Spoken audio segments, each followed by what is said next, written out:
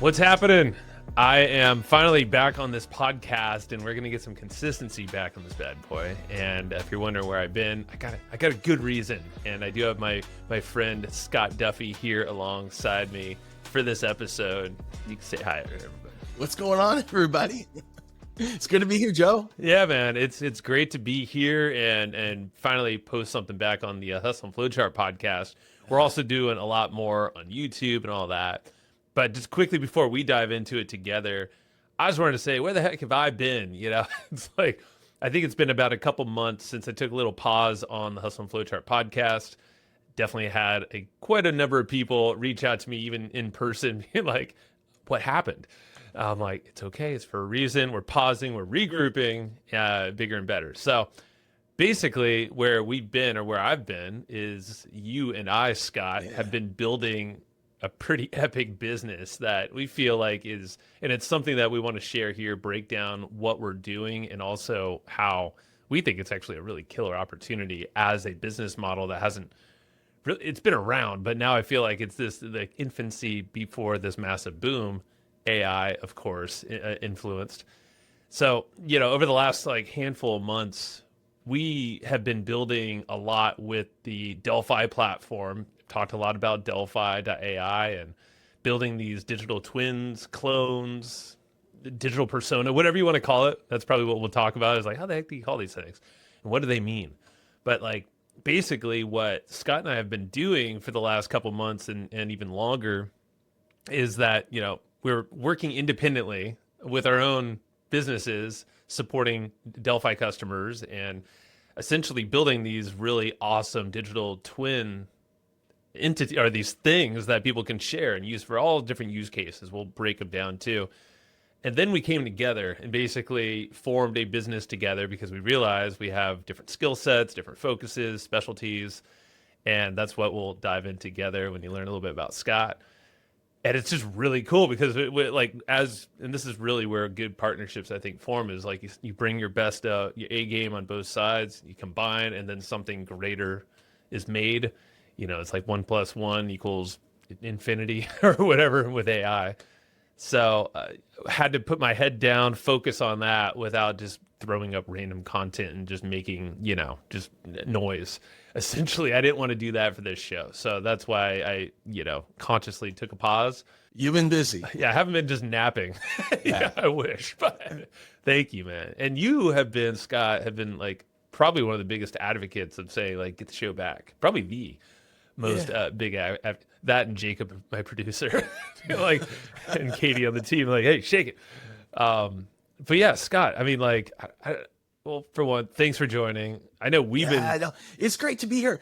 How many of these podcasts, because you've been doing this for a long time, how many of these podcasts have you done? I should look it up, but I think it's 700 and something. I feel like that is commitment. It's a lot. That is commitment. Yeah, it's been years. It started, I have a sign on the wall, 2017. So wow. That's when it was began. Yeah, it was with my good buddy Matt Wolf, co-hosted for a lot of years. Last few years, maybe a little more, had been me. So, but it's always been a reinvention kind of show. So I think that's what always kept my interest with it too. I mean, it's so appropriate to come back when you're talking about reinvention and talking about AI. That's right. And whether we're reinventing our businesses, or we're reinventing the way we use technology, or we're reinventing ourselves because of how the world is going to change, how it is changing already. It is the perfect theme, I think, for your show and all the cool stuff that we're going to talk about today and in the future. Yeah. And I think we're going to flip the tables a little bit, because a lot of the time here during this episode, or it might be even a series of episodes, we don't quite know yet, is you'll be asking me some questions about what we're collectively doing, but also what we're creating for others and the trends. Because I think there's a lot of stuff we're starting to see now is and it was great because we both consciously actually quieted parts of our businesses down, separate businesses, media, to really focus in on what's this thing that we're working on? What's the opportunity? Where are we at right now? It's interesting too, because you talk about AI and kind of where things are going. And I think that there's a perception that everyone has out there, that most people have, that everyone else is using AI and they're the only person that isn't, because you see it everywhere that you look. right? There's a story here, there's a story there. You know, you're being told, if you're on social media, you're being told by every other influencer, if you're not using AI now, you're toast. It's funny because most of the people that we talk to, when we kind of take them down the beginning of this journey with a Delphi clone, they're either like stuck between this fear of missing out or fear of jumping in.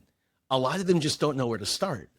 And one of the things that's really cool about what we're going to talk about today is Delphi and AI cloning is such a great starting point for someone. But also, you know, if you look at the data, if you look at the statistics, you know, if you are listening to the show right now and you are interested in AI and learning more and you're starting to play with it and you're starting to use with it, you are ahead of so, like, it's crazy how far ahead you are. This week, ChatGPT shared that there are 3 million companies that are using that tool. ChatGPT, 3 million companies. There's 360 million companies in the world. That's 0.8%. That's not 8%, it's 0.8%.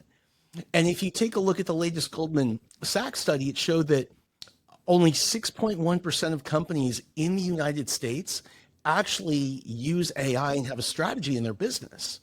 So if you're listening now, like, now is the right time, because the people who are investing the time and the energy to learn how to use it and beginning to use tools like a Delphi clone are the people in 5 years that are going to be just crushing and light years ahead of the competition.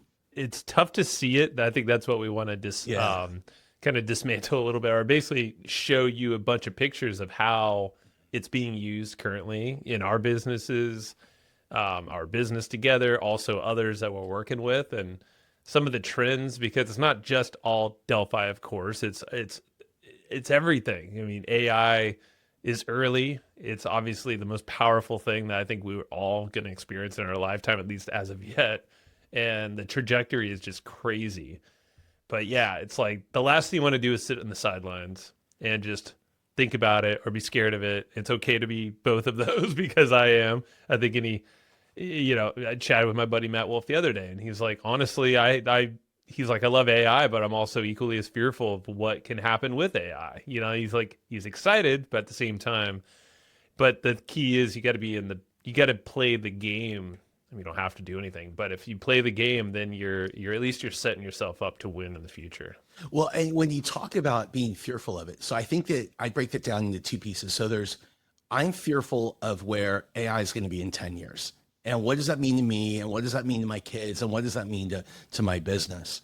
And then there's the fearful that people experience every day today when trying to use AI and maybe a new tool for the first time. So, one of the crazy statistics that I saw at the beginning of the year was that somewhere between 90 and 95% of people who subscribe to use an AI tool, an AI business tool, actually never push it live. And so what happens, I'm sure a lot of people can relate to that. So what happens is they get excited because they hear about it or the promise, and then they sign up. And once they sign up and they get into the back end, they kind of like, they freeze and they just don't know how to do it yet. And that's not necessarily on them. This is all really new stuff.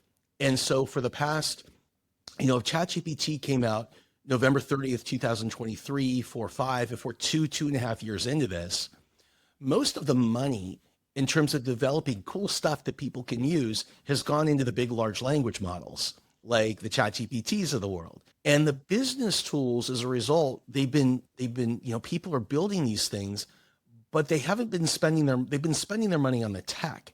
They haven't been spending their money on making it necessarily easy to use or providing customer service or onboarding, which is really where you and I came together. And that's what created this opportunity. And you nailed it, actually. That's perfect, because we find ourselves in between, I guess it's the human and the technology. And we're kind of this interface where we can support people in onboarding on this tool that they are interested in. And this tool for us is Delphi. And it's essentially the model of our business. And we could break this down, but yeah, like I feel like the people skills or the soft skills, more or less, matter almost more right now, because it is this onboarding of, it's like an understanding. We help them paint pictures of what's possible, but also then we help them prioritize what's going to move the needle the most in your business when we create one of these together. It's not necessarily creating something brand new and trying to go a different course. It's like, hey, let's double down on what's really working well for you right now and leverage this amazing technology to get there. And we are the team that concierge their way to this AI future using Delphi in this sense and like scaling themselves ultimately. That's what we're working on. Right. And just to kind of break it down for people, like, so we're more clear kind of about what it is that we're doing. So a lot of people are familiar, particularly if they're in marketing, with an agency model. So for example, you may have a customer that signs up to use Go High Level. Maybe you help them to sign up to use Go High Level, and they want to run email sequences and they want CRM and they want to do some marketing and things like that. And maybe you're a marketer by trade or you have a marketing agency. And what will happen is you'll go and you'll help them to get set up and you'll train them and you'll get them launched. And that's a typical agency model. And then what happens is you kind of turn it over to them, but you sign them up for additional services. So they wanted to do marketing and now you're going to write their email copy. Now you're going to execute a strategy for them, things like that, build and execute a strategy. Where Joe and I started in MSP, and we just take that one step further. So a managed service provider, what we do is when someone signs up, for example, for a Delphi clone, what we do is we set them up and we onboard them and we train them. But the difference between what we do versus an agency is, and then we stay with them. So we provide constant updates, constant additional training. It just, the journey never ends. And so that's really what we've been doing and what we've been working on. And it's been really, really awesome. I think the funnest part, and I know you're going to talk more about this when you share examples, I think the funnest part is, one of the most common users of clones today are people who are in the training industry. Yeah. And so as two guys who spent a lot of time around the training industry, it's great because we've had an opportunity to not only work with so many of the top leaders in the training industry, but we also have had this opportunity to really understand what the future of the training industry looks like and how content is going to be delivered and how one-on-one, like for the first time, trainers are going to be able to have one-on-one conversations at scale using an AI or a Delphi clone.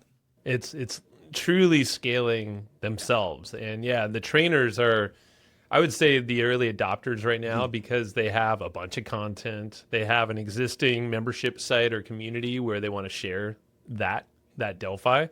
And yeah, we could break down all the different use cases and stuff, but it's interesting to learn from the trainers because yeah, we both come from that world independently. Like you've done a lot of stuff with Tony Robbins back in the day, Jim Rohn, and like I've worked with a lot of digital marketing trainers primarily. All the way through, like everyone's seeing that there's a change happening right now in content. Like content wants to be free. That's something that Matt and I always said is like, and that's why YouTube exists. That's why so much sharing of content and information lives free. Technically not free in that there's advertisements and that they're making money off your attention and all that stuff. But at the same time, then you have a paid community, and that's where if you have an information-driven business that's just solely about information, you're likely feeling the effects of AI a little bit. Like ChatGPT basically has a lot of information. Doesn't say it has all the information, but that's where there's a change that's happening currently. And that's why I think a lot of those folks, the trainers, content creators, are starting to see, oh man, I need to scale myself and make me available in this AI way that's dynamic and personalized to people, where people can go to it 24/7, 365, have a text, audio, or video chat with that person or their digital representation of, it speaks and sounds like them, thinks like them, kind of, and be a companion to whatever they're currently selling. That's where we're seeing like a lot of people go with this technology, and it's immediate benefit to the community that's already existing. It reduces churn. Like there's all these benefits that out of the box, it's like, oh my gosh, yeah. Like you're so right. That I love that idea. It's just like the whole way of thinking different. And I think, we have a client that we work with who is in the real estate industry, and it was really interesting. You talk about thinking different. So she was preparing to film a course, and she was going to do the video recording and have it highly produced, and she was going to put it on Kajabi, and there was a whole plan for this and the workbooks and everything that went along with it. And we were talking one day, and she said, I can't tell you how hard it is to do this.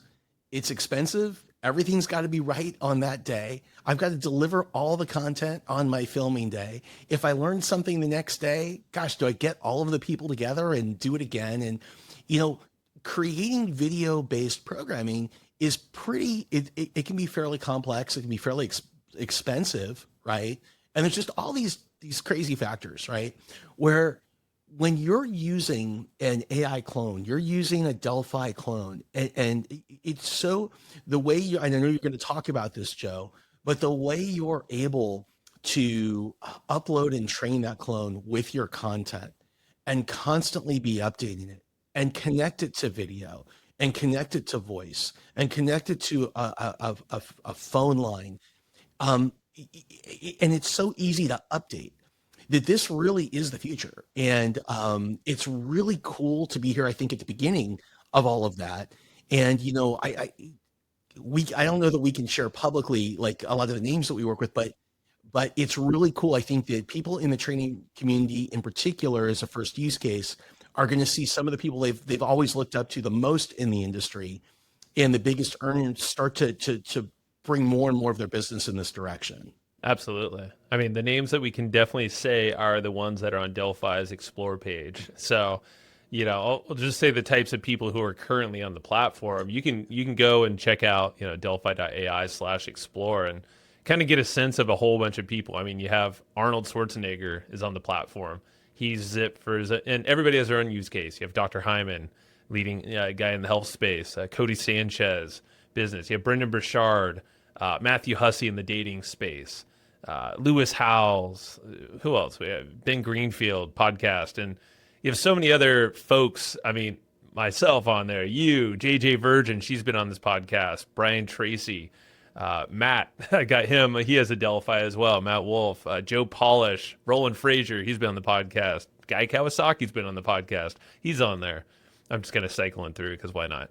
But these are all Near IL has been on the podcast. So authors, you see a lot of them, content creators. Again, these are some of the bigger names. There's a lot more people on the podcast, on Delphi using the platform, but it's so early. And that's the thing. They're like, why haven't I thought of this or heard of this concept of cloning or even Delphi in general? It's because, everybody's been in the trenches building this stuff because the technology is so early. But now we're finally at a point, at least you and I, that we've been talking. We're like, man, we really need to get out there and be a lot more vocal with what this tech is, what we're doing, but also where we see things are going. You were the very first paid customer of Delphi. You were the original innovator that was in on that stuff, right? Yeah. I didn't know that until for a long time, but you're right. Yeah, I was the very first paying customer. That was over 2 years ago now. It was funny because, I was in the offices of Delphi. I know you know this, but I'll just say it. Up in San Francisco, meeting up with them back in March of this year. And that's where they told me, hey, it's our 2-year anniversary. I was like, what? Literally the day, and this is in front of their whole team, 15 people or so, engineers and everything, maybe more. And then that's when they told me, you were the very first paying customer. I was like, this is so cool. I had no clue, and it blew me away. That's amazing. Yeah, no, it's cool. But that's where I'm like, and that was just stumbled upon Twitter at the time. And I was just looking. The story for me, really, I'll just set it here, is that I wanted to make this podcast a two-way conversation. I didn't want it to be me just talking at people listening or watching, but I wanted to give them the opportunity to have a conversation with me and the guests on here. So you can have that two-way conversation, make it personalized and go deep, maybe on something that we didn't cover, but you can kind of use the collective podcasts that have been trained into this thing. I mean, my Delphi has something like 14 million words trained into it. So it's amazing. Got a lot of stuff. So amazing. Yeah. That is so amazing. And when you talk about your use case, so my use case was, 18 months ago, I started a conference called AI Mavericks, and I was looking for early AI business tool companies to come out and present. And I was introduced by you to Delphi, and Delphi came out, and when we were first, and they had very few customers at the time, right? Because all this stuff is really new, all this stuff is really early, and my use case was I had shifted from where I used to teach. I have a couple of books out there on entrepreneurship, on startup and scale, and things like that. But I wanted to move out of that space, and I just wanted to talk to people about AI. And what I found was people kept pulling me back into the old stuff. How do I raise money? How do I do this? How do I do that? And so I said to Andrew, our friend, Andrew over at Delphi, I said, this is my thing. I want to spend all my time over here. And he said, well, let's take all of the content that you have. Let's take all 3 of your books. Let's take all of your podcasts. Let's take all the videos that you've shot. Let's take, I had hundreds of articles and blog posts and things like that. And he said, let's put them in there. And he said, let's just train your digital mind. And from now on, when somebody asks you, how do I raise capital? Just send them to your website and have them ask you. And the crazy thing is that from the first person who went on there, it just be like, at first it seemed kind of weird to me. And I'm like, how is this going to work? Totally. But what I found was that from the first time somebody went on there, they're like, man, that was awesome. I was on your clone for 50. I remember he said 50 minutes just talking and having this one-on-one conversation. And it was about raising capital. And so, I have other friends, we have other friends who've done the same thing, but now what they do is they'll charge, X number of dollars a month or something like that for that 24/7 access. And I know we're going to talk today more about like, what is a clone and how does it work and all that kind of stuff. I just think that what I want to say is what that did for me is it gave me so much time back, and it enabled me to focus on the programs and the things I wanted to do in my business without missing a beat with those particular customers or leads or prospects. That's the key thing, is that it's scaling you in a way where it doesn't need to involve your time. Right. So many people they start with what is the thing that's bottlenecking them in the business right now? Where can you add more value, to an existing community? But then pretty quickly after, actually, most of the time, is they see how well it's working, like pretty quickly after, you're onboarded, you have the it's all programmed, the content's in there. Then you start thinking like, where else can I use this? And then that's where we've seen a lot of people turn into and like create a front end, lead gen type of experience that then can turn into a subscription. Maybe it's a new subscription, revenue stream for their business because of that, all access pass basically. And it's and what I've heard is like it's literally little to no maintenance when it comes to these things. Obviously want to keep it up to date and check in and make sure you're optimized with the new things coming out, but it's a whole different type of media, really. Like, right. Just like podcasting, if you think about now, this is a different form, a way it's modulating your existing content, but you're technically creating new a way of engaging people online or anywhere in the world. It could be, on their phones, calling, even voice. I mean, there's texting.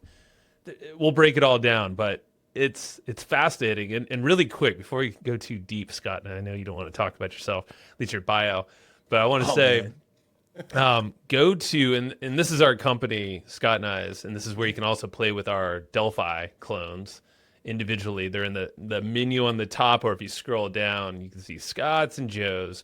Go to aibuildteam.ai. Yeah. So aibuildteam.ai. I think it's a good name.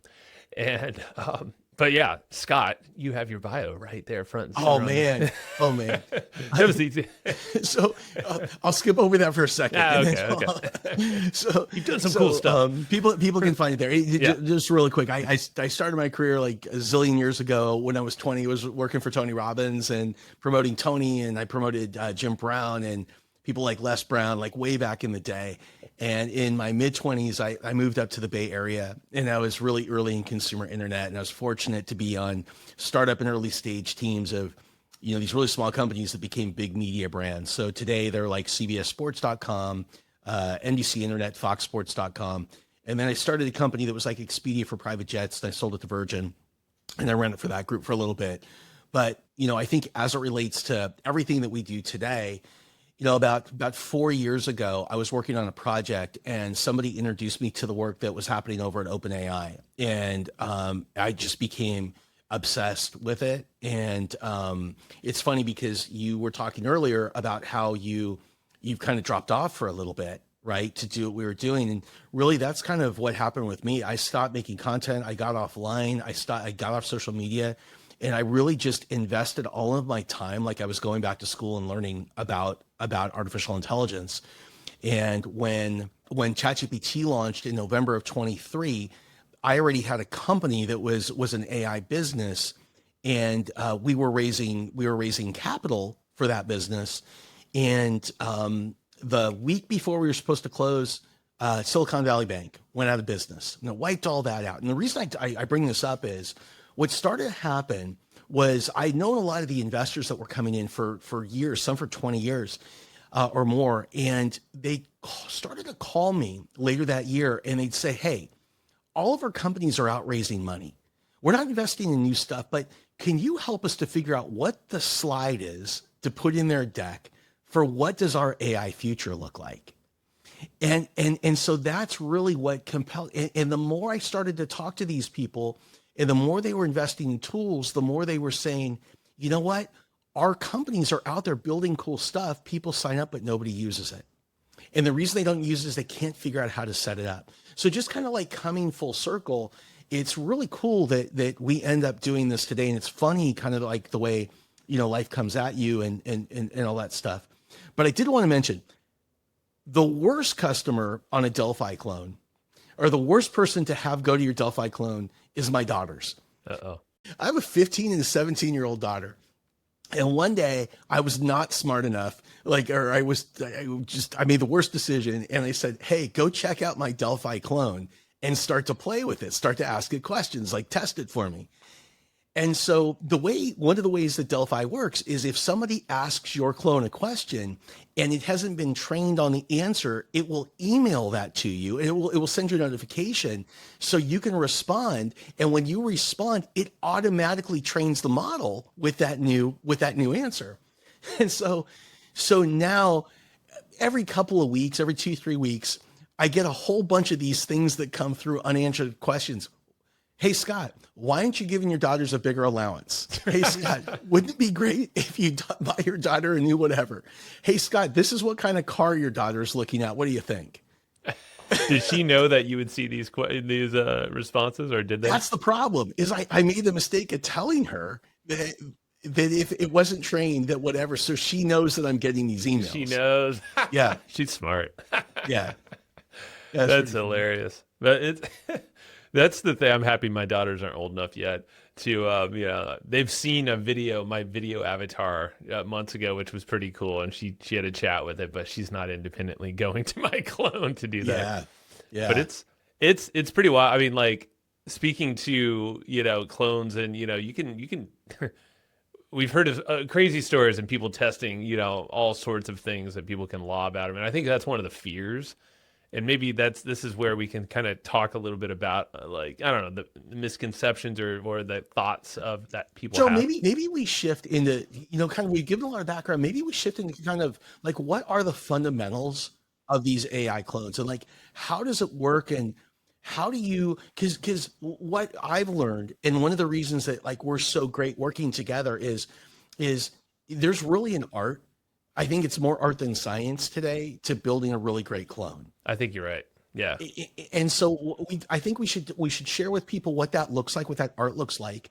And so let me just start by asking you this, like, what is an AI clone? It's a great question. So there's a lot of ways a clone can be defined, or it could be even, it's like, what's the word? Like, is it a clone, or is it a digital twin? Is it a digital mind or a digital representation of me? I'd say yes to all of them.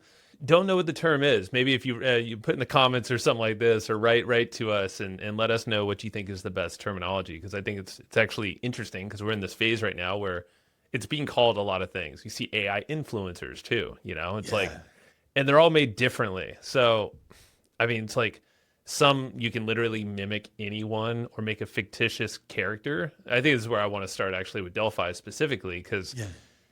that's not what Delphi is. But there's certainly platforms and things that will spin up and have already. There's definitely a lot of them that have not gone deep into, well, I mean, yeah, I think there's ethics behind all of it. So it's like, okay, who are you cloning more or less or representing? With Delphi, it's very clear. It always has to be you. It's a person. It's your name. It's not some made up name. I mean, there's literally, identity verifications and all that stuff that happens, and a whole bunch of other checks. And there's a ton of security.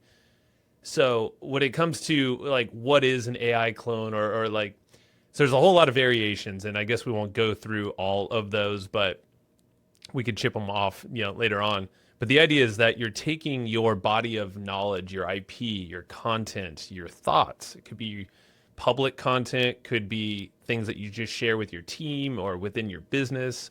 It could be your personal, like diaries and thoughts. It could be literally anything that is in written text. There's audio format or video format. And of course, you can decipher things like images and create text out of that. But the point is, you can actually take all that content and put it into a secure place within Delphi. And, security is definitely a big question. There's a whole bunch of documentation on this for Delphi, and we can talk about this too. But the fact is, you control your data. It's not getting trained. It's not training ChatGPT or OpenAI or Anthropic and all these. Whereas if you give, I think it was even Sam Altman the other day, or sometime recently, said, I wouldn't recommend putting all of your personal information into ChatGPT, financial information, all this stuff, because we don't know where it's going to go in the future. It's like, well, you don't have that problem with Delphi. If I can just step in there, Please, one of the issues, because that's a really important issue that you bring up, is there really isn't any case law around data privacy yet in the large language models. And I get asked this question all of the time. And for example, there's a lawsuit right now against ChatGPT, where if you're using ChatGPT and you're familiar with this, they effectively have what's like an incognito mode, like you have in your browser. So theoretically, anything in that incognito mode gets wiped out, erased. It doesn't show up in your chat history and things like that. But because of this lawsuit, they actually have to keep all of that information. Huh. Interesting. There has never been a lawsuit. So for example, people put all their medical information into ChatGPT, right? We talked about this earlier, Joe. They put their medical information, but there hasn't been a lawsuit yet or case law that's been created where like there's HIPAA laws and things like that, where you can't just get access to another person's health records. It's not clear yet on ChatGPT and the large language models whether or not you'll be able to. So, I mean, to your point about security, one of the things that I love the most is that the way Delphi is built, it's not just built on the back end of a large language model. This is real, new, cutting edge AI that they're building, and your content is completely walled off from the large language models. And so there's no leakage and there's no way that it's going to be able to seep through, which, if you're a content creator and you own IP is absolutely critical. Yep. And if I may, when I think about these different types of clones, there's a couple things that kind of stick out to me. So I think that there's kind of like 4 big buckets of clones right now, right? There's so many like scenarios and so many ways that people use it. But I think the way we're all talking about clones right now, like a digital representation of you, the way I break it down is first you have what's called a scripted clone. So a scripted clone is like what's being used on HeyGen. And I know a lot of people use HeyGen. It's a really cool service. I love their product. It's built really for sales and for marketers. And what you do is you write a script and you train the clone on that particular script, and that's what it delivers. And I think they do a really good job doing that. Then you have what's called a non-scripted clone. And a non-scripted clone would be something like Delphi. So where you basically give it all of your data and all of your training, you give it everything, and it trains on all of your data, and it can answer whatever question that you ask it in real time. And so you've got scripted versus non-scripted. And one of the biggest questions people ask me is, what's the difference between like a HeyGen and a Delphi? And that's it. It's scripted versus non-scripted. Yeah. Then what you do is you find the clones out there, and this is like a whole different like bucket area. You find the clones where they're not even necessarily human, but what they are is people are making characters and things like that, and they're calling them clones. So we're going to just kind of like put that aside for a little bit because it doesn't relate as much. And then I think the fourth is sometimes you hear people call clones, they say it's like an audio clone or a video clone, Voice clone. or there's or voice, right? But with something like Delphi, it does everything. It does the video, it does the voice, it does the text, it does like all of that stuff. Yeah. But again, if you're new to the whole cloning space, think of scripted and non-scripted, and that's probably at this stage the easiest way to differentiate in your mind. I like that. Yeah. And to go a little deeper on why, scripted clones, like you said, HeyGen, there's also Synthesia, there's all these other ones that will modulate your content and create something. Like it'll modulate what you give it, that is your script or outline, and then maybe provide, video, audio, even a presentation. Like I would say Gamma.app is almost like you're not going to see a clone of you on there, but it'll clone your thoughts and present it in a different way. It's almost like these are all different ways to scale yourself, right? Yeah. Whereas Delphi, back to this whole secure place that you could put your IP, because that is everything. And literally there's a whole help doc on this where your knowledge, your control, you maintain full ownership of all content. You can export this. Your security is their priority, is Delphi's. So it's like, that is because now people can interact with that body of knowledge in real time in text, audio, video, and it's going to act differently than these other scripted clones, because scripted clones, they're instant. They're generated because they're scripted.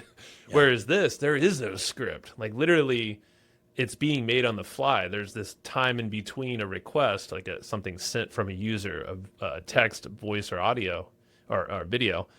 And there's, it's going to a whole bunch of different places to gather that knowledge or that response. It's basically taking like 10 to 20 different data points within your content arsenal, your digital mind, and forming this very concise response that you can see. And you can turn this off if you wish, but it's really cool to see like even a very simple question, seemingly simple, might be referenced 10, 15 different times, and like, oh, some came from a podcast interview here. This is a blog post. This was an email that was uploaded, or a coaching call, or a YouTube video. And all that is mashed up to come up with this thing. So there's like this like inference time in between that sometimes that's why, just like with ChatGPT, it's just they're getting faster all the time because of data centers and energy and all that models. But it's like, that's why there's that little lag there, because it's drumming up all this information and basically smashing it together in a way that is going to speak like you. It's going to sound like you or look like you. Yeah. And all this stuff's happening in like seconds, and it's getting tighter all the time. But it's like, that is a really good point. It's like, you got the scripted ones. Well, there's a reason why they're looking. You can't have a conversation with anything that came out of like a HeyGen, as an example. Absolutely not. You can have a full conversation with Delphi. Yep. And you can run that conversation until you run out of breath, and it will continue. It's just going to continue to answer that person. And so it's, again, just for like creating one-to-one training, one-to-one connections, getting to a user like where they really are, getting to a customer or a prospect where they really are. One of the things I love about Delphi, and then I'd like to ask you kind of how it works, is one of the ways I use my Delphi is I give away a certain amount of questions that for free. Basically, you can come to my Delphi, you can start asking the questions, and then what I do after a certain number of questions is you've got to put your email in. And so a pop-up comes up when you hit, I think it's like my 10th question, a pop-up comes up, you put the email. And so now I'm also building my database. And what I found is when I go out and I speak and I talk to people, and then they come to my website and they see, and they start interacting with my clone, I'm starting to develop an entire like new, it's just a great way to capture email addresses for my funnel. Yes. That didn't exist, previously. I think that's one of the coolest ways. That's like the public way you can use these is, you create a conversation funnel is kind of how I see it. Like, I was actually, that's how I described it when I was with Russell Brunson from ClickFunnels the other week at his HQ, and he knew about Delphi, but we were talking about this. I'm like, it's kind of it's basically a conversation funnel if you map it out that way. Yeah. And Yeah. like you said, there's ways to get people to engage with your Delphi on the public side. Let's say it lives on your website, kind of like it does at AIBuildTeam.ai. Go check it out. And but you'll see exactly what Scott's saying. You can see that on mine too. I think it's maybe at like 3 messages or 5 messages. Essentially, that means you can message it that number of times as an anonymous user. And then after that point, it triggers an opt-in to happen, or it's just in line. It basically says, hey, to continue the conversation, into your email address. Yeah. And then once you confirm that that's a legit, and it's using a 2-factor code, which is nice because you're not getting spammy emails. You're actually getting quality people. And that is not only adding them to your email list or to your CRM, because Delphi is kind of a CRM in itself. I would see it as that, and then that integrates to your email CRM or something like Go High Level or ConvertKit or Kit. Beehive is another one, and all these other ones. HubSpot. I probably should mention HubSpot because they I'm on their network. So HubSpot and it integrates to HubSpot. See, HubSpot. It's for the SEO. And but the point is, you can now engage with people differently the further in the funnel, and you can trigger things to happen, and follow up with people with automate. Now we're getting a little deeper, but the point is, it's a conversation funnel, so it's a new form of media. It's a new way of engagement in general.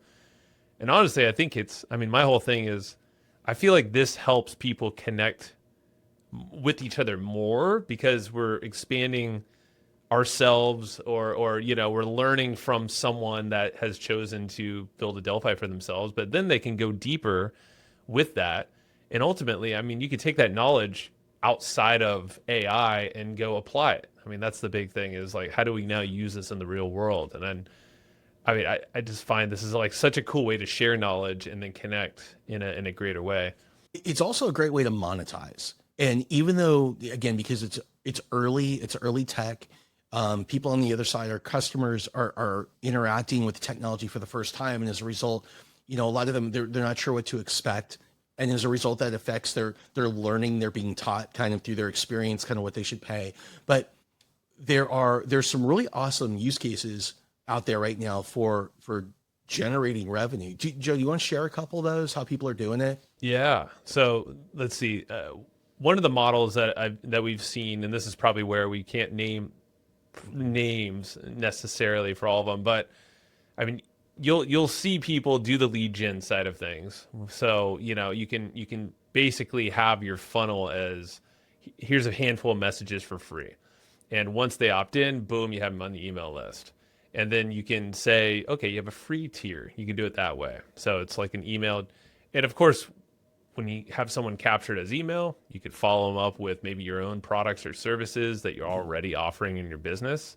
That's probably the most streamlined and simple way to monetize.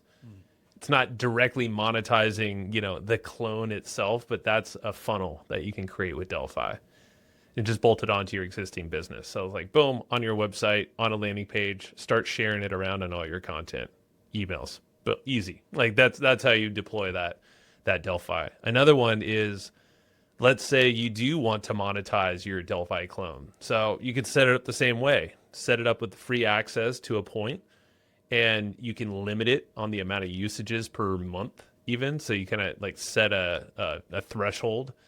Yeah, but if they want more, they have to pay a monthly subscription or even an annual subscription. You could set up your tiers of monetization. You can even base that on the amount of usage you want to give them. You can bonus it or package it up maybe with another service or product that you're already offering. That's a very common use case, is that it lives within, your VIP or your members area, your community. And now, people can get access to it if they choose to join your membership. And the best way is to, you could sell it independently. That's fine.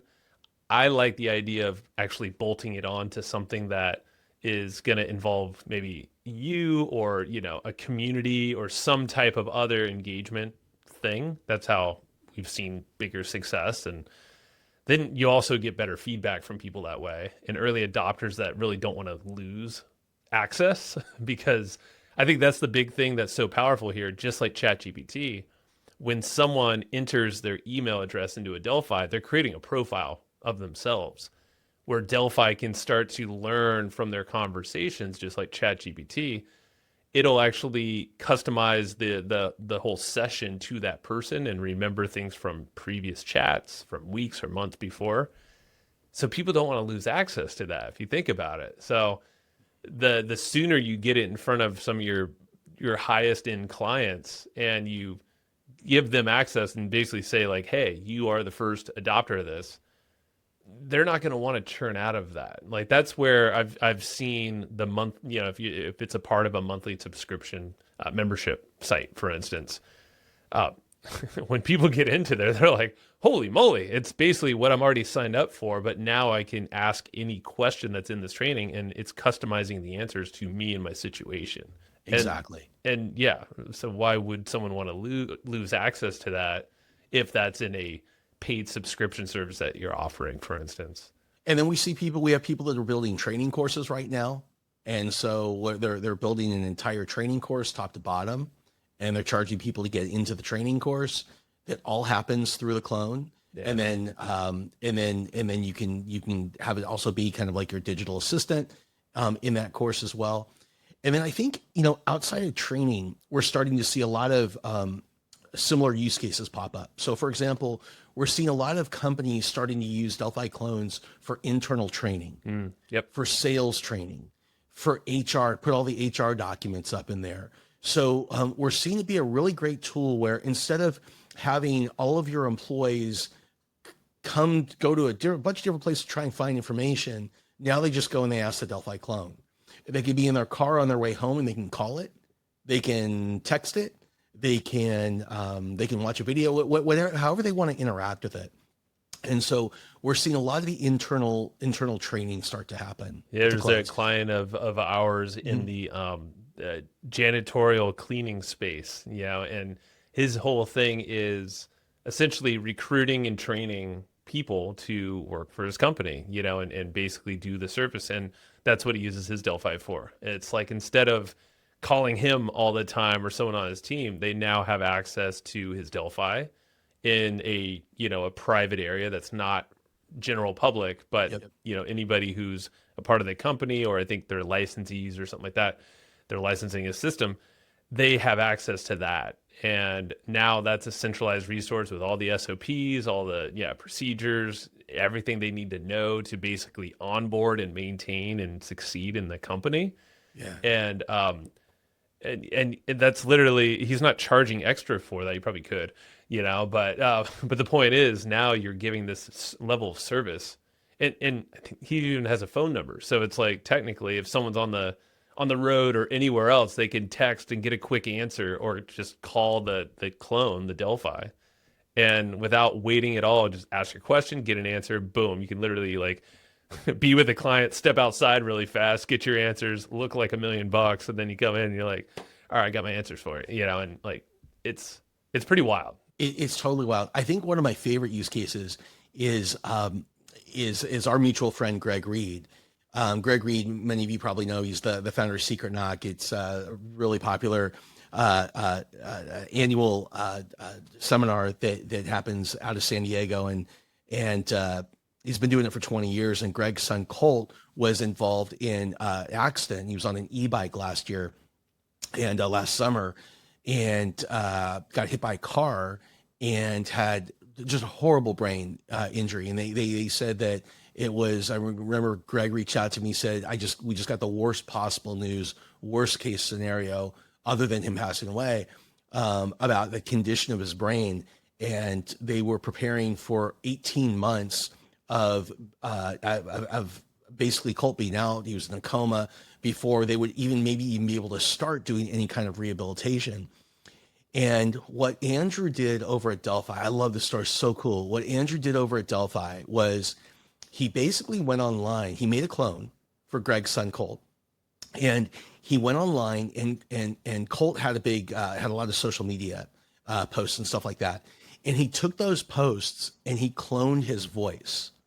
And then he worked with Greg to develop positive affirmations about healing and getting better that they ended up training Colt's new clone to speak over and over and over again. And so while he was in the hospital, they ended up playing that, and it just ran in the background all day. Colt giving these positive affirmations that Greg obviously helped to contribute to figure out what those were, which was really awesome. And like, you know, here's the thing. What Greg and Alan did was a bunch of, you know, not just traditional, but non-traditional medicine. And in less than 6 months, Colt was out of the hospital, and he is, you know, almost back to where he was before the accident. Now, there's obviously a lot that went into it, but I think just the versatility of the use case and how it could be used, you know, for something like that is pretty awesome. Hey, I want to pause the episode really fast and shout out another podcast that's on the HubSpot Podcast Network, the audio destination for business professionals.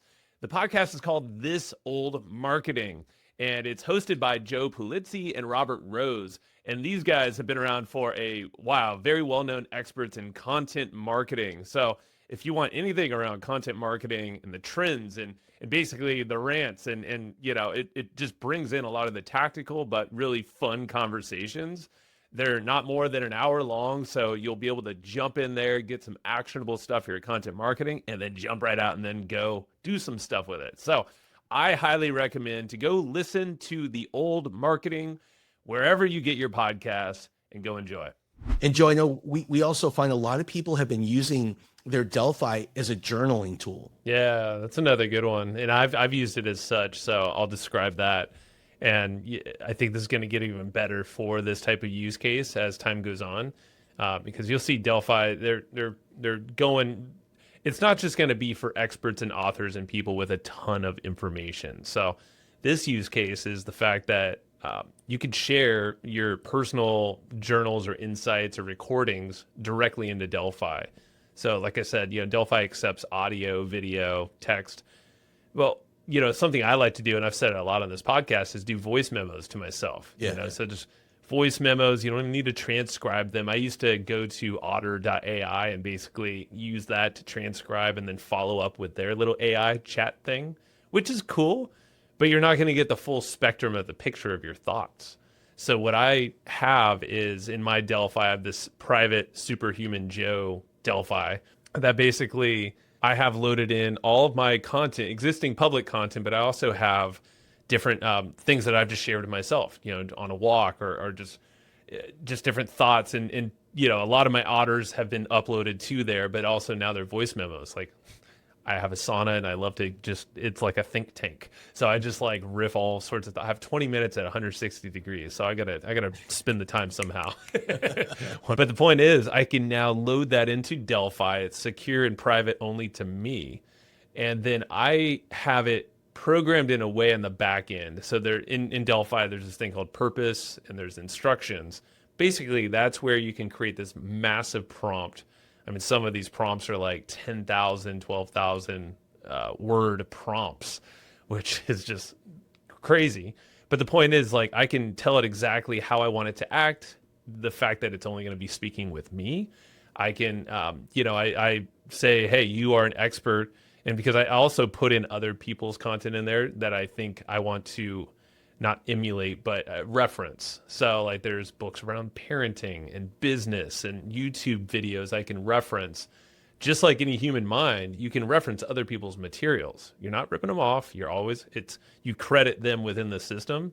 Just like if you and I were talking and you want to, you know, hey, I watched this really cool YouTube video, or you want to quote someone, well, you would quote them. Yeah. At least this way it's accurate.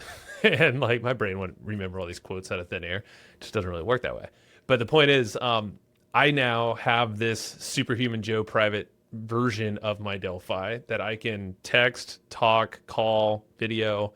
I don't really video myself like that because that's just weird. But a lot of, honestly, the text is probably the way I go the most. And I use it to just get different perspectives of situations I'm going through. I've used it for parenting a lot, especially dealing with basically she's 5, but feels like a teenager, like what you're dealing with, but mini version. So it's so damn cool. I use it to make content. I've my team has used a variation of this for content, which is another use case that's separate. Maybe we can talk into that. But yeah, it's basically my personal journal, and I can get feedback about my own thoughts, but also I'm putting it through a lens of like, hey, you are the best version of me. Let's say like 10 years from now, you're here to support me to be the best version of me based on my thoughts, based on some of this other material that I put in here that I think are really good guide posts or, lights. And it basically has that intention built in. So it's always going to lift me up. And if I'm feeling crappy, it's a great way to go and get some feedback. And just like you said about Colt, it's in my voice. So I could speak to me. And so you kind of believe it more. It's weird. Like there's probably some subconscious stuff and science behind all this that I don't know. Probably, I think there's one other use case I want to point out because we see it a lot is legacy. So, for example, we're working right now with one person who is kind of a legend in the sales training industry. And what he wants to do is leave behind his legacy of all of his content. And one day he wants it to be available to everybody and in his voice, in his video, and kind of have that live on. And the founder, you should actually, I think you're better to tell the story, Joe, but the founder of Delphi, when he came up with this idea, it was all around legacy. So you want to share that? Yeah. And it's funny. I was going to, well, the founder, Dara Lejavardian, he has been on the podcast. He's awesome. Probably 2 years ago. I think I was his very first podcast too, which is funny. He might have told the story. We'll Jacob, let's link this, link it in the show notes so it's easy. But yeah, Dara, the story I remember, basically, Dara has done some startups before in the AI space as well. And his family comes from Iran, and he had a grandfather who was a very smart businessman in Iran and wrote a book. Now, I don't believe Dara ever, and this is where I'm like, I don't think he got to meet him, or if he did, he never asked him about all of his business stuff, and I think he was too young. I don't remember that crossover, but the point is, Dara, he had a book. He wrote a book, so he had a body of knowledge. His grandfather did, and long story short, he was like, "What if I can make this thing come to life and interact with this book in a way where I can ask it questions as I'm building my own startups and my own business and just life in general? Like, what if that were possible?" And it is, and that's literally where Delphi came from. Like that was the spark in Dara's mind, and I think he created the first like MVP, very minimal version of it, and then Sam, the other co-founder, is more of the tech guy, and so that's where they combined, and then it grew into this. But yeah, legacy. I mean, I've talked to a lot of people, and they're like, man, I want to bottle up, my father, and basically digitize him. Yeah, it's a lot easier to do this when they're alive. I'll just say that because, well, you need to verify their identity, so that's part of it. But also, it's like and this is what I've heard from others who have done it / have already, because we tried to do this with a buddy of mine that passed away through another mutual friend. Because Delphi actually has this somewhere on their website. Maybe they took it down, but there's philosophers. So you can actually engage with different philosophers like Marcus Aurelius or Socrates, and have full-on debates with, or you can learn from a perspective, run your 2025 thoughts through their whatever age they were in like a long time ago.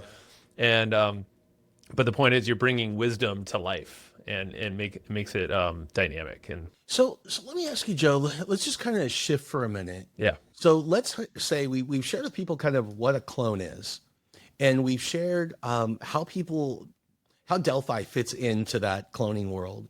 And we've shared with people how people are using Delphi and some of those use cases. Let's talk about how we actually make this happen. If somebody says, hey, I'd love to get started, like, what does it take to build a clone with you? Can you just take them through the process, just step by step? Yeah. So we have a nice little map, but I'll just voice it out here. So, folks don't have to get bored out by just looking at a slide or something. But basically the way that I like to run people through, because I typically do the kickoff with new clients. And being a user of Delphi for a long time, I have a really good understanding of the tool, but it always surprises me with the different use cases or reasons why people want to scale themselves or clone themselves, which is typically my very first question is like, how did you find this technology? Because it's new. I'm always curious, but also it's like, what's your vision? Like, what do you want to do with this thing? Like, tell me your crazy wild vision. Just go crazy. Don't hold back. And I usually start there because it gets them excited. And it also turns on some lights that might not have been turned on, because I'll hear what the vision is. I might expand it further, or I might walk them back a little bit, but I'll give them context of like how it works in Delphi. Maybe sometimes telling them like, hey, here's what's coming, or what I'm aware of. So like, yeah, maybe that's a thing, but not now. So it's capturing that and trying to bottle up what's their vision, and then align it to Delphi, essentially like what can be built. During that call, I stole this but I do credit it to Dan Sullivan, his whole thing of like, all right, so paint a picture. Now that we have your big vision, let's focus on like, what's the priority use case in your business? Typically people have like one or two, and typically it's their members area. It's like, we have an existing community that we want to give more value to. They ask a lot of questions, which is a good thing. It means you have an engaged community. Yeah. But it's either the business owner, the expert, or their community manager is completely overwhelmed. That's almost always the story. And again, good problems, but they're usually looking to hire multiple people, but then they see Delphi and they're like, holy moly, this thing can literally do the job of like 20 of these people or even more and better, but it doesn't eliminate the human, in there. Like, so the expert or the community manager is still very valuable there to support. But the point is like, figure out where the priority use case is. And then that's when the Dan Sullivan question, which is like, hey, paint this on a scale of 1 to 10, what's an 11 outcome of making this use case, like come to life and like function really well? How is it going to give the most value? How would it act? How would it not act? Basically I'm trying to really figure out what are the guardrails. How are we going to program this thing? And essentially all that becomes prompts or a massive prompt with instructions and different logic that we build out. So, which is where our team steps in, right? You were mentioning earlier like one thing with a 10,000 word prompt, like that's all stuff that our team is doing. Yeah. So it's a mixture of getting their vision, but then strategically, because I've consulted a ton of businesses, I've advised them as well.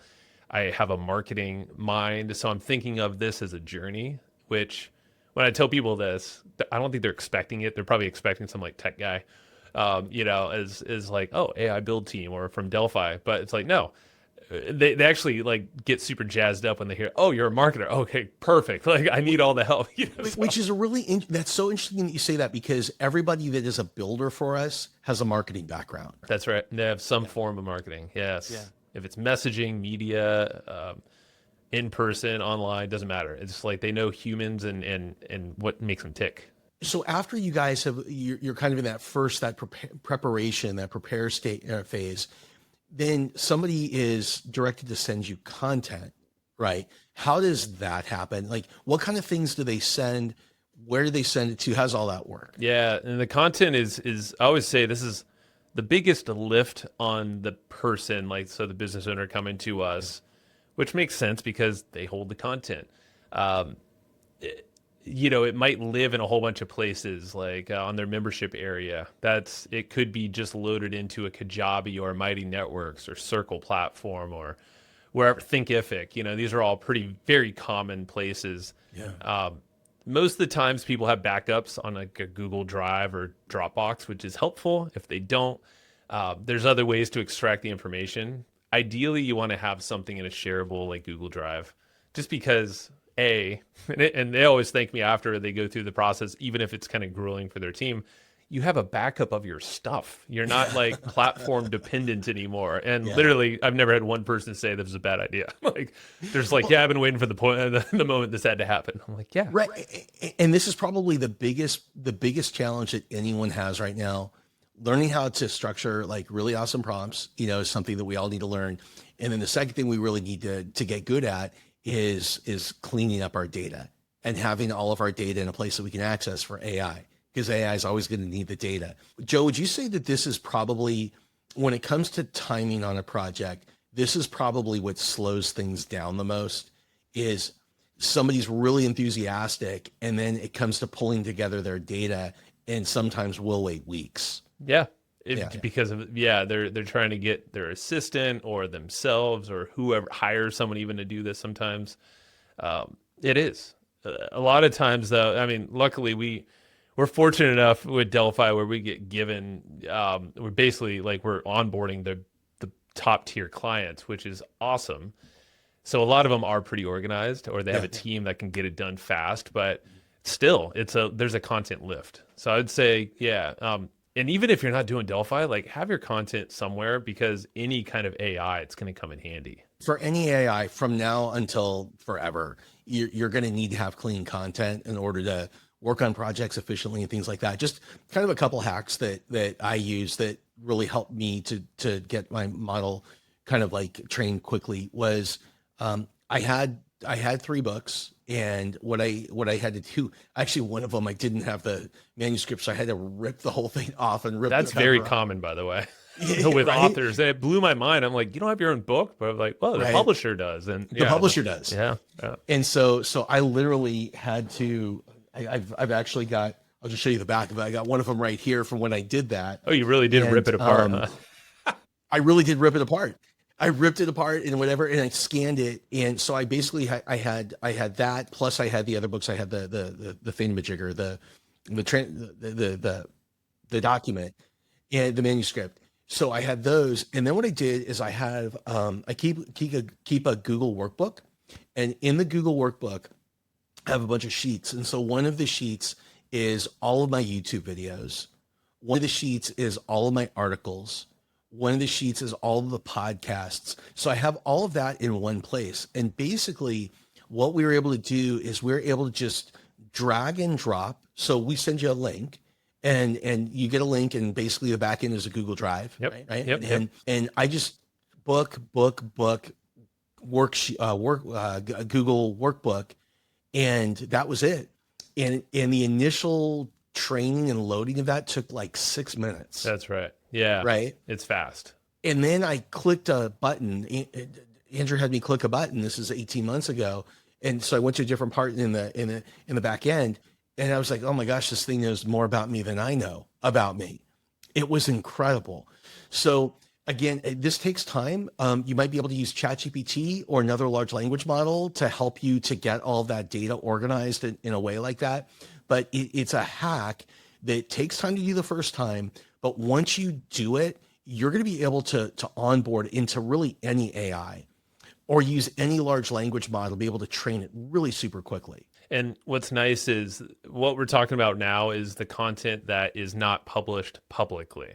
That's right. Meaning, this is all the books that have been published that, obviously you're not going to rip books from Amazon. Like it's Delphi cannot do that. It's not going to go start scraping some private repositories. Like just no, it won't do that. But so you need to, provide it all of this clean content. So books, training materials, maybe if coaching calls, whatever it is that you do with clients or your personal information that you want to load in.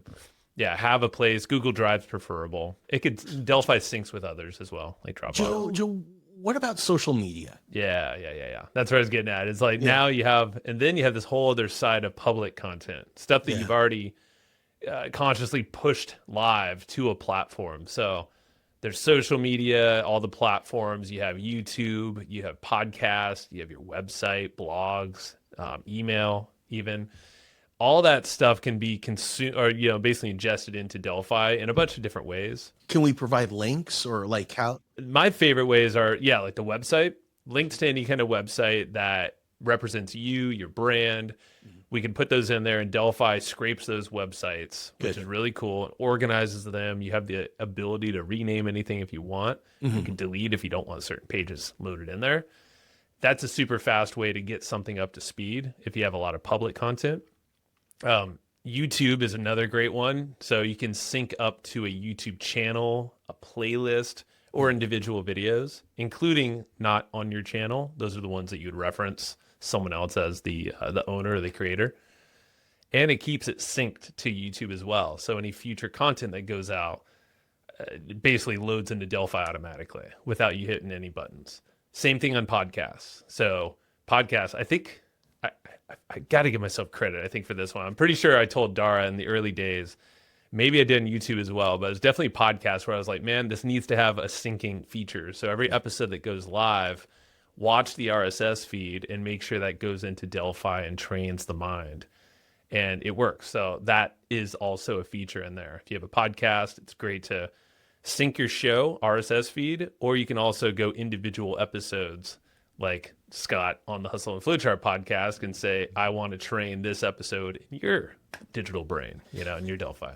And so I think the thing to take away here, with phase one is it starts the kickoff call, and we get really clear on what the purpose is, and we get really clear on really what the number one priority is here that we're going to focus on in the first version of your Delphi clone. You're given a link that you can upload content to, and we've given you some ways that you can do it, and hopefully we'll make it easier for you.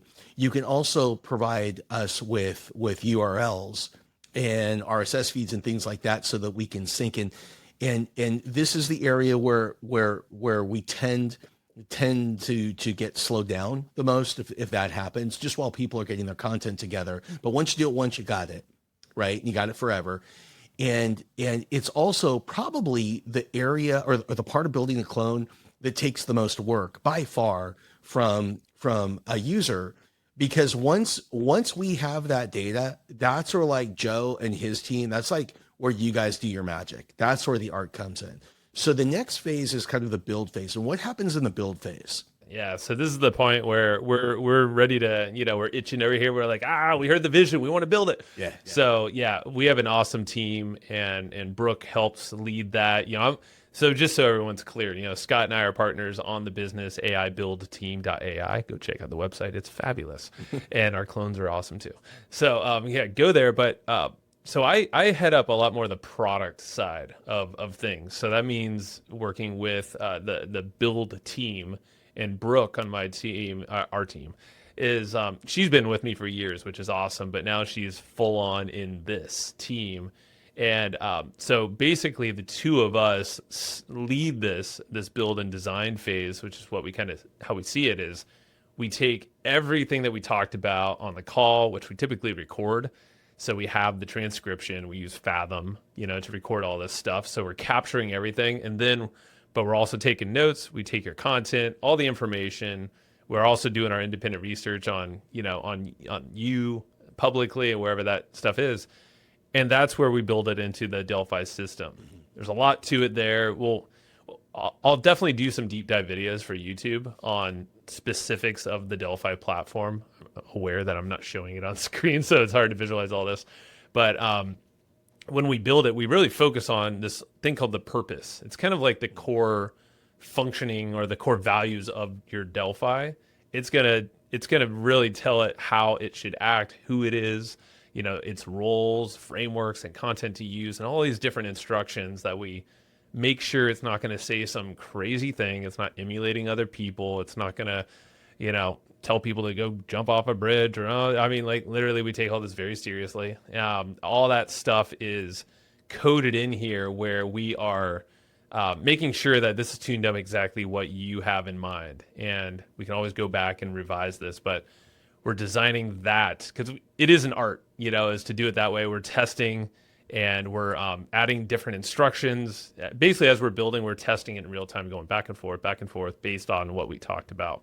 That phase typically takes about a week, maybe a little longer, because last thing we want to do is rush it. Yeah. We have done very rushed things for timelines or demos that people want to do, but typically I would say budget about a week to get that done, that phase. So the first phase, the preparation phase, which includes the call and really the transfer of data. So that phase happens as quickly as, an hour or half an hour, 15 minutes, depending on how organized you are with your content. But that's the one that can extend longer if you need to. And you don't have to wait to get all of it to us. We just start sending it to us and we'll start training the clone. But once we do have all of your content, or at least enough content to really go, From that point, we can get through the second phase, right, which is the build phase, in as little as a week and a half, 2 weeks. So it doesn't take, we're on it 24/7. You don't have to do anything during this phase. This is really where we do a lot of the heavy lifting, which leads to the third phase, which is now we've done our build and it's time for you to go get feedback so that we can iterate. Do you want to talk about that for a minute? For sure. Yeah. So that's the phase where we're now adding you to the platform. We also educate throughout all this process, so you're aware of what we're doing and also learning the platform. I think that's a key thing is we always want you to have the keys, so you're not, it's not this black box where you're like, oh, what's this mystery thing? But we are here to help guide you along the way and actually do the work. So in this feedback phase, the third phase is basically you getting access to the platform, both the back end and also the profile, your Delphi profile. And that's the page where you're going to see your avatar, a description about you and yourself, and then typically 2 or 3 boxes for people to interact with you. Text, voice, and if you have a video avatar, a video option as well. So three ways people can engage. And then there's some suggested questions or conversation starters right below that. That's basically the profile in a nutshell. And what we do is we give best practices on how to test out your Delphi. Typically, you want to make sure it sounds like you, both in written form, video form, and visual. And those are probably the most like, holy crap moments, where you hear yourself for the first time. And sometimes it's not perfect, but again, we could tweak it. There's a lot of things all this is customizable. Or it's writing the way that you speak. And you're like, damn, I always wish I could write that way. Or sometimes you're just like, wow, I speak like that? I should change. And you can change that too. But again, so Delphi, and I guess I skipped this part. When we load in all the content, Delphi is so dang smart where it's actually analyzing the way you write and speak. Yeah. So it's creating a whole profile around you, and you can customize it. And we do during this phase. We're not just banking on Delphi to get it perfect, but it's going to set the scene and like foundationally. But this is what will get the thing to really emulate you and the way you think, the way you speak and respond.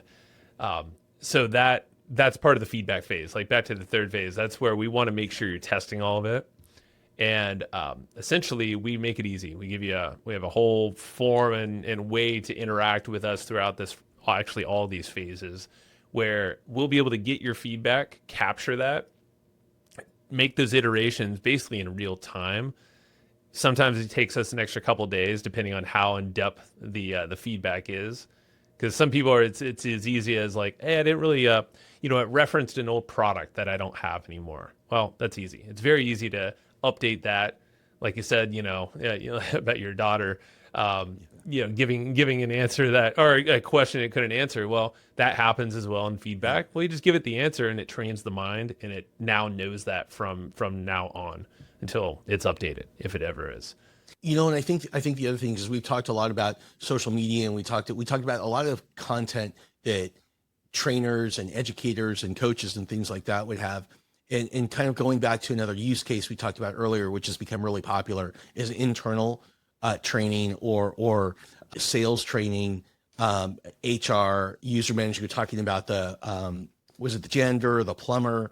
That calls in, and so it's also user manuals. It's any company documentation, anything like that. If it's an internal use case, and during that feedback phase, I know that one of the things that you've done in the past is, you've had the people on the team or the management team listen and ask questions just to make sure that everything's on point with the data that's been given to you. So, you really, really hone that in, you nail that down. And then once you're past feedback and iteration and you as the user are like, okay, I'm ready to go. I'm ready to push this live. Now we push live, we integrate, we pass off. Can you kind of walk through that phase? Yeah, so that's where, it's basically the integration launch phase is where we're at now, because you're feeling confident, that this thing is going to act the way that you envision it would, maybe even hopefully better. Now we get to decide, and we've already have talked about this. We know we have an idea of where it's going to live. So if it's in a members area, it might be in your Kajabi platform or Mighty Networks. Yep. So what we'll do, Delphi is super simple in terms of embedding. There are some definitely best practices and things we guide you on, but it's as simple as, an HTML form or an iframe, depending on where it's going. Sometimes it's within an app, mobile app as well. So what we'll do is not only provide the guidance on how to do that, but we're giving you best practices on how to launch this, or not only embed it and integrate, but how to launch it to your audience or whoever's going to use this, even if it's internally to your team.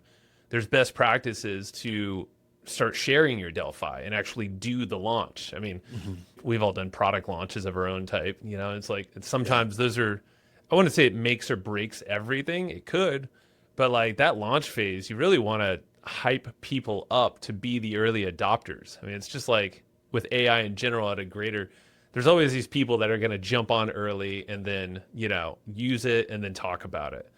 And that's how I see it with any of this when you launch it to your own business, even if it's internally on your team, community, even in the public. You want to get evangelists around your Delphi. So it's not just you talking about it all the time. We want to start sharing what other people, how they're using it. And, and then it becomes this kind of this thing that's network effect almost. And that's what we try to achieve. So we're integrating a little bit of the technical stuff, like where is it going to live? How's it going to function? But also, what's the marketing approach here? How do we get this out so we get people using it and then telling other people within your community to use it so it becomes a valuable thing right on the rip? Exactly. And so when we're talking about launching it, and we're talking about kind of where it's going to live, like that's one part of it. Can you talk about actions? Because people are always asking about, does this integrate with anything? Like, how does that work? Yeah. Good call. I glossed over that. I got excited about the launch. So tons of integrations. Essentially if you can imagine Delphi, like I said earlier, is kind of like a CRM in itself. So as a conversation funnel, it's getting people to opt in. So when they opt in, they're technically added to your database. So there's a profile created around that person. You're going to have them technically opt into your email at that point. They can also opt into your SMS. So the profile inside of your Delphi CRM will show you all of this per person. And it gives you basically some stats, kind of like if you were to look in your Go High Level or HubSpot account, you can see stats on that person and, the information they've given you. But what if you want to take that information out and have it do some stuff? So that's where you can integrate it to any kind of email CRM. Some are natively integrated, some are not, but you can connect them in a whole variety of ways. Zapier's in there, so that connects to pretty much everything. You could also get a little bit more technical and push to different APIs.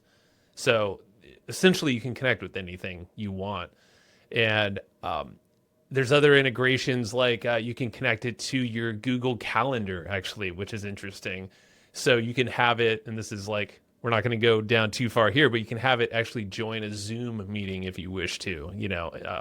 Delphi can join and kind of be a note taker / a companion on a Zoom call, either audio or video, which is pretty cool. It blows minds. And sometimes I even forget to use it because it's one of those features. There's so many features in Delphi, but that's an integration. Slack, if it's for teams, a great use case a lot of people do, or even a community that's like a Slack community, you can integrate your Delphi into there. So not only that is a way you can import information into Delphi, but it's also a way it can be your Slack bot more or less, but it's actually you. And I think that what's cool here is, is kind of the expert and experts in doing this. Yeah. When we started at the very beginning with the preparation phase and we're learning about what your purpose is and what the use case is, our team is going to have ideas for you about how you may want to integrate this with other tools that you use. As we go through the build phase and now we're at feedback and iteration and you've learned more and people on your team or people who are testing this are starting to say, hey, wouldn't it be cool if we did this or we did that or we connected with this? We're basically, just think of us like we're right alongside you, riding shotgun as a member of your team here. And our job is really to help see you win. And so you share those things with us and then we can help guide you, coach you, train you on how to create those types of those integrations. And so once we get past that point, now you're live. So there's a couple ways that we work with a customer. So the first is, as we've taken you through the preparation, we've taken you through the build, we've taken you through the feedback in the iteration. Now we've launched you, and so the first way is that we can launch you, and your team now knows how to use this, and you guys take it from here. What really everyone has done with us up to this point is they've taken it to the next step, and that is just we stick with you. We stick with you forever, and so you pay a monthly subscription fee, and every month, our team is in contact with you. We are constantly optimizing your clone. You can send us an unlimited amount of content, and we'll continue to train it. We can add additional use cases for you, and we can just help to expand how you leverage, how you monetize, this tool. And so, really kind of, that's really, I think the whole cycle, right? Is the preparation, the build, the feedback, launching, and then optimizing is the fifth piece. I would add actually optimization, automations as a sixth. Is a sixth, yeah. And I'll tell you why. But yeah, the training after launch and all that, and this is where everybody, as of yet, like you said, basically keeps us on staff. And I like that. We ride shotgun in your business. I actually, that's a great analogy. It's perfect. And it's that's the phase typically where we want to keep you engaged in the latest of the Delphi platform. So there's training, a lot of training happening. And we have a lot of that pre-recorded, and we're always adding to it just because the platform and AI moves at freaking rocket speed. But the thing is, there's all new features that are always rolling out. So we are constantly, the fact that we work with the Delphi team tightly, very tight, and we're seeing what's being released and how to use it. We want to make sure that you're geared up to do the same. Out of the box, Delphi is extremely powerful and it's great. And yeah, if you wanted to keep up with all this stuff, you could try. Some of the stuff you really just don't know unless it pops in on the platform and you start just breaking stuff, which is what we do every day. So we basically shortcut that whole thing for you. We're on your team. We know your vision, and there should be a lot of trust at this point where we have your back. And again, we're making sure that you're trained up on what you need to know and where things are going. Then that sixth piece is really the optimization and automations. Why this is cool is because now, and I'll just describe some scenarios, when we don't really start here, and some people want to just start, like with AI, everybody wants to automate from the get-go. It's great. What are you going to automate? Do you even have a picture of what the hell you're doing, or like the right setup to automate? Maybe you're automating something that's horrible or that no one wants. That's why we go through this phase, and we get that feedback and we make sure it's functioning properly. Automations and optimizations, those are all geared to scale. And that's that continual thing that kind of loops. But a few examples is in Delphi, see it as almost, it's becoming very agent-like. If you're aware of this whole concept of agents, that's where basically AI can be built in a way to start doing actions on its own behalf because you programmed it with some really smart logic to do whatever you want. It could be anything. That's very simplified, of course. But the point is, Delphi is becoming more of that, but with its own digital mind that we've already talked about, that you've created, or that we've helped you create, but we're all doing this together. Now you could set up these different things to tag people during different scenarios. So now you're organizing people in conversations. And then, of course, you could do things when people are tagged, just like you could in like Go High Level or HubSpot or something. You could set up alerts. So these alerts can be triggered to you or people on your team, or even to the user, based on different things that they say or conversations they're having. So that's super valuable if someone's mentioning they really want to work with you, or they really want to set up a call with the real Scott because they want to invest in our business or something else, like, oh, shoot. All right, pick up the phone, go. Like you got the phone, you get their email, like go reach out as a human. Some of these things you want to be alerted to. That's why the whole, scaling connection. That's, again, why I think Delphi is cool, because you can make human connection come from this scaled connection, if that makes sense.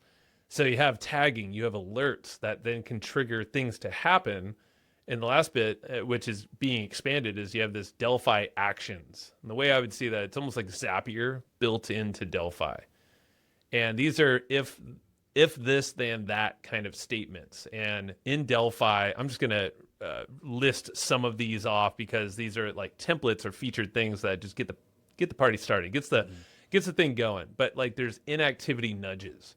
Let's say someone just hasn't engaged with your Delphi for like a week or a few days. Well, give them a nudge. You can actually send an email from your Delphi. You can send them a message. You can send them an SMS text if you have them opted in to bring them back and say like, hey, we had a really good chat. Like, how are things going with that thing you talked about or that thing you said you wanted to do? So it's almost like an accountability partner. Bring them back to the conversation. You can notify you or your team based on certain things. You can push data out to a different source, to another API, to an external system. So it's another deeper integration, but you can also do that based on actions. You can check in with people at a certain cadence. You can remind people of an event that might be coming up that you have. You can just follow up on anything. A couple other things. You can send them birthday wishes, or certain reminders on anything they shared with you that's maybe date focused. Like there's all these little touch points that you can set up, and it's really up to you being creative. So that's where the automations come into play. It's kind of like Zapier, but within the system. But then on the other layer is like Zapier is also an integration. So you can then integrate to thousands of other tools. They're integrating more things all the time. So I'm sure there'll be more even by the time this episode goes live or soon after. But that's what we're doing in the optimization automations phase, is basically always getting creative and looking at feedback and what's working really well. We figure out if something's not working, fix it. But also it's like, well, what if we did this to enhance what we're doing? That's where our team is always thinking about that. And then we can apply some of these automations. Well, we also have the perspective of hundreds of customers. So because we're able to see exactly what's working for people and what's not working for people, we can save you a lot of time and a lot of hassle by really just kind of working side by side with you. What is it that you want to accomplish? And then we can try and figure out the best way to do it within the tool. Because our work extends across so many. We're constantly working with the team over at Delphi on how to improve in every phase. So we've got these 6 phases that we just outlined, and I think it's important to note that some people might be saying to themselves, well, what was phase 1 again? Or where do I start? Or how does it happen? So we have for our clients, we have a private client portal, a hub. And so when you become a client of ours, we give you access to this hub, and it actually takes you through each phase. And it has all the checklists that you need. It has a description of what happens in this phase, what we need from you in this phase, what would cause the biggest delays and how we can help with that. You've got all of your checklists, you have your pro tips, you have your FAQs, and you also have videos as well to help walk you through that phase. So everything that you or your team would need is really just in one place. And we've summarized the most important things that you need to help make this just really as simple as possible. It's so cool. And this is all developed through, the last couple, well, really it's been longer, but what blows me away all the time is how much stuff we've created for this business and the hundreds of clients, like you said, because that's seriously, we're managing hundreds of clients at once. And we're able to do that with a fairly lean team, but man, these systems and like our project management system, I don't know if we go into that now, but the fact is like, it's so decked out. I'm so impressed with what our team has done to just take a lot of the manual effort out so we can focus on the actual human client and then build their Delphis like with a focus, like so we can actually expand, like be creative, because it's a very creative process. If we're just like loaded doing a whole bunch of emails and, admin stuff, then it takes us out of that. So that's why this portal that you're describing, it's epic. It's just a very simple way for everybody to see where you're at in the process and get quick answers. Our Delphis are also on there too, because they're all trained on what we do, which is nice, including some of the Delphi docs is like, we're referencing, hey, this is what Delphi recommend. Like, so we become this source of information for our clients, and it's just really cool. I've not seen other businesses like this. And again, why I see this opportunity of this MSP agency type of business being so dang valuable in this world of so many other tools coming to market, and the need for like, hey, someone needs to help us with these clients. Yeah. And so, I think if anyone out there, if they're interested in learning more about a clone, about Delphi, about how we can help them, one last thought is, one of the reasons that people stick with is, in the same way that like from the time you wake up to the time you go to sleep every day, there's something new coming out with AI from every direction. And man, it is so overwhelming. I can't tell you how many friends I have that, the month after ChatGPT launched, they signed up for every single AI newsletter. And today, the very first thing they do when they wake up in the morning is like delete all of them because it's so overwhelming, right? The same thing though is happening with a tool like Delphi, where they're constantly releasing new products. And the cool thing is you don't have to think about it. Once we know what your use case is and what it is that you want to build and what the outcome is that you want to achieve, we got it from there. And every single month we will work with you to iterate and to improve and to continue to help that thing be successful. And so if somebody wants to learn more, they want to talk to us, they want to learn how, Joe, how do they find us? You'll be surprised by this answer, but our awesome website, aibuildteam.ai. Yes. We've spent a lot of time on it, and it's only getting better. I think some of this map, also what I just described, is going on that page as well, if it's not already. So aibuildteam.ai, and I believe there's definitely a way to contact us and schedule a call. You can see how we work with people. It's all spelled out. Our Delphis, both of ours individually, are on there. You can even ask it follow-up questions, or them follow-up questions. Yeah. But the point is, we want to chat with you. So if you are the early adopter type, and obviously if you've made it this far into the episode, I would say, why don't you reach out? I think we should probably chat. Or just send an email to sales@aibuildteam.ai. There you go. Yeah. Promise it's a human getting back to you, not a robot.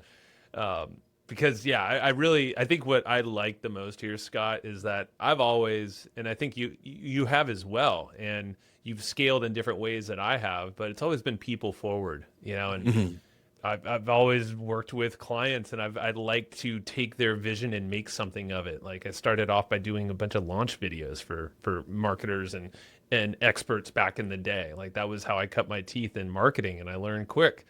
Yeah, and now it's really cool because it's basically that's what we're doing here. We're launching people, and they're trusting us with this kind of unknown, but we're all in the unknown together. We just happen to be playing with it all day long, and breaking stuff, like I said.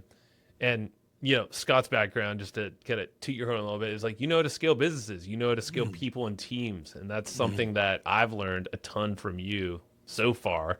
And I know I'll learn a lot more is, I was definitely managing smaller teams and doing it kind of in this hands-on way where you're helping to scale that, and then that's what lifts up all of our team and how we're able to manage hundreds of clients, like you said, and a lot more. The one thing I never really figured out how to do was to scale myself when it related to training. And this is the first time I've been able to do that, right? So I am available 24/7, 365 days a year. I can give it away for free to build brand and build connection. I can, ask for an email to build a list. So I think that's one of the really cool things is really, just how it's helped me. And, I mentioned earlier, how having a clone has helped me to direct people that want my time for one thing over here to my clone so that I can focus over here on the things that I really want to spend my time on. And that's been really awesome. This is great. I'm psyched I was able to be on your show. This is cool. We did it in a very unique way, and I don't think it'll be the last time. We definitely went long, which is great. I don't know if this is one episode or two. Who knows? Who cares? But I'm happy we did it, and I'm just stoked. I guess, what are you most excited? I like to ask this sometimes or think about it. Is like, what are you excited for in the next handful of years or so with, I don't know, just what we're doing or where things are going in general? I think that there are so many people that are afraid of the future because they have fear about the future because the unknown that AI brings kind of into the future. I am so excited about the future because I believe that when we get on our toes and not our heels, and we learn how to interact with AI. Right? We learn basic prompting. We learn how to give AI a role and instruction in some context. I think that AI is going to be one of the most amazing partners for us. I think it's going to be incredible. I think AI has the ability to help enhance every area of our life. And, but the thing is, that means that you need to lean forward into it and not fall backward. And so I'm really excited about the future of using AI as a tool, as a companion, as an assistant, kind of like in all areas of my life. Yeah. Yeah. Obviously there's so much that we don't know about the future, but the one thing that I do know is this. I was really early in consumer internet. The first like commercial browser came out in I think it was December of '94 with Netscape Navigator, and that was the month I started my first internet company, which was a total disaster. Nobody knew what it was. It was a mess.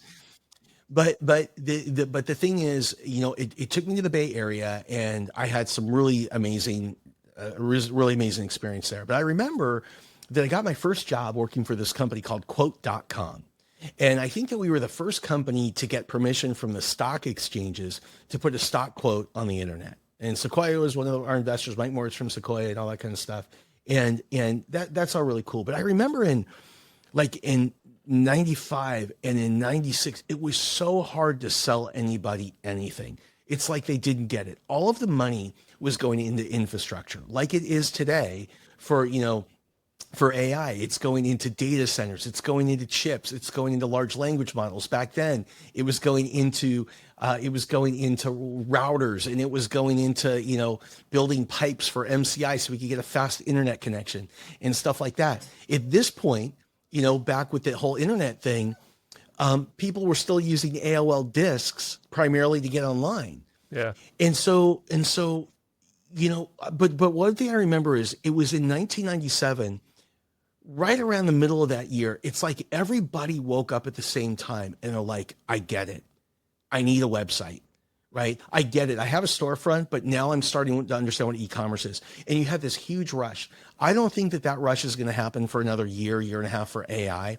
So the people today who invest in AI are the people that are going to be so far ahead 5 years from now. Like, that's the only thing that I know is if you spend the time, you invest in it today, and you just get good at one thing or two things, 5 years from now, you're just going to crush the competition. Because when they have, I call it the oh shit moment. When they have their oh shit moment, you will have already built a business on top of it. And that's what's really cool. That's such a damn good answer.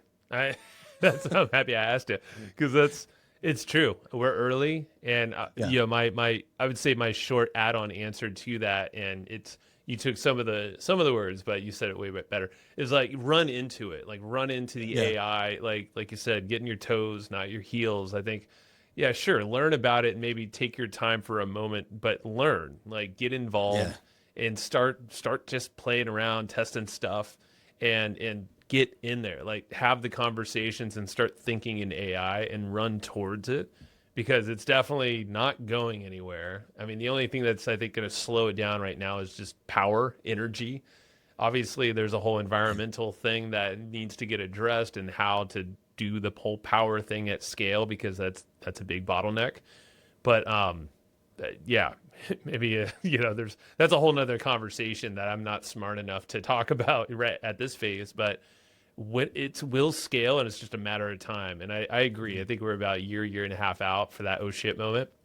Yeah. And I mean, that's probably where the wave of products will happen, the bigger adoption. We're early. I want everyone listening and watching to be early as well. It's funner to play together. I know that's not a word, but let's play together and do this early, and then learn quick, and then share off. And it's really cool to see eyes open to like what's possible when someone gets it and the lights turn on. Like, that's what happens in almost every welcome call, is just telling them what's possible with their Delphi and how they can now literally scale themselves in infinite number of ways. And then they get it and they're like, oh man, like, where has this been? Like, I've had a lady just lose her mind, and this was about a month ago, and she's like, I've been talking about this for the last 15 years, and finally finally it's here. I can not do anything and go to the I'm like, well, you want to do a couple things at least, but the point is like, and it's just going to get better. I think the big thing that actually excites me, it also, I have two little ones, two little ladies, daughters, and I don't know what that future looks like for them, but I think getting really good with humans is going to be more and more the thing, because I know there's a lot of kids that have not been as social lately, just with screens and whatnot. So that's definitely something like the human connection. I genuinely think like is going to be more of the most powerful things, but augmented with AI and how personalized learning and engagement, I think it's just going to be everywhere. Like in schools, Delphi is part of it. And then just everything is just going to be personalized and customized to us. So I hope that we're all going to get smarter with this, but we actually apply it in a way that brings us together too. So I have high vision or hopes for that. I think anything that we can do to steer that in the right direction, we will. Good. And good stuff. This is fun. Thank you, man. Thank you. This is so cool. Thank you. So, go check out aibuildteam.ai. Check out the show notes, all the good stuff that we always share, and promise you there will be more episodes to come. Probably not all this long though, but thanks for watching and listening. See ya.